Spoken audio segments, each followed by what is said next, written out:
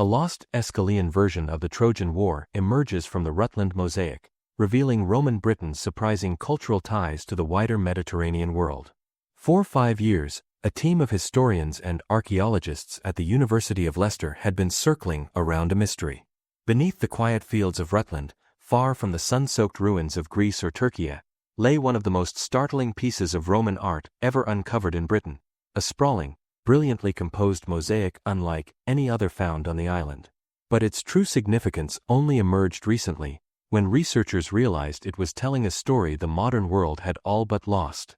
The Chetan mosaic, a masterwork crafted around 1,800 years ago, does not simply retell the familiar episodes of Homer's Iliad.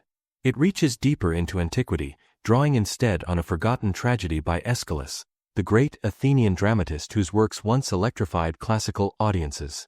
His play Phrygians, long vanished except for a handful of references, resurfaces here as a sweeping visual narrative, preserved not in a manuscript, but in tesserae set meticulously into a villa floor at the northern edge of the Roman Empire. The revelation reframes the mosaic as more than a rare archaeological treasure. It becomes a bridge between worlds, proof that Roman Britain was not a cultural frontier but an active participant in the classical imagination that tied the Mediterranean together. The story begins in 2020, during the isolation of the COVID-19 lockdown, when farmer Jim Irvine noticed fragments of patterned stone emerging from the earth of his family's land. His curiosity led him to alert specialists, drawing the attention of the University of Leicester Archaeological Services and Historic England.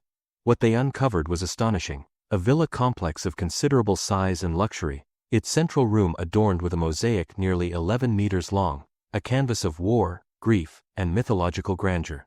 The mosaic unfolds in 3 scenes, each devoted to the rivalry between Achilles and Hector. The duel itself is rendered with dynamic energy, each figure poised in the tension before impact. The next scene portrays the aftermath, Achilles driving his chariot as Hector's lifeless body trails behind, a moment of brutality that continues to shock after 2 millennia. But it is the final panel that changed everything. There, Hector's body is weighed against gold as King Priam ransoms his son. That image does not appear in Homer. It never has. Instead, it belongs to the lost Aeschylean version of the myth, an alternate telling known only from ancient commentary and now from this mosaic. The detail is more than an artistic choice, it is a scholarly earthquake. It suggests that the villa's owner and the artisans commissioned to decorate his floor were drawing from a version of the Trojan legend that was already rare in the Roman world, hinting at a household deeply engaged with classical literature beyond the standard canon. Yet what makes the mosaic even more extraordinary is the lineage of its artistic vocabulary. Lead researcher Dr. Jane Miseglia and her colleagues identified patterns and motifs lifted from designs circulating across the Mediterranean for centuries before the mosaic was even conceived. One upper panel mirrors a layout found on a Greek vase from the very era of Aeschylus himself. Elsewhere, the visual language echoes Roman silverware from Gaul, coin iconography from Asia Minor, and decorative traditions passed from workshop to workshop long before they reached the shores of Britain. Such connections undermine the long-held assumption that Roman Britain was a cultural backwater. Instead, they reveal a province plugged into the currents of Mediterranean art, trade, and intellectual life. The craftsmen who laid the mosaic were not isolated artisans improvising at the edge of empire. They were heirs to a network of pattern books, motifs, and techniques that moved from continent to continent as fluidly as any written text. The villa's owners, too, must have been people of education, wealth, and aspiration. Individuals who saw value in aligning their domestic space with stories that spoke to the deepest roots of classical culture. In the harsh winters of Britannia, far from the Aegean homeland of Achilles and Hector, they curated an artistic world that announced their sophistication to every guest who crossed their threshold. For Irvine, who discovered the masterpiece by accident, the implications are thrilling.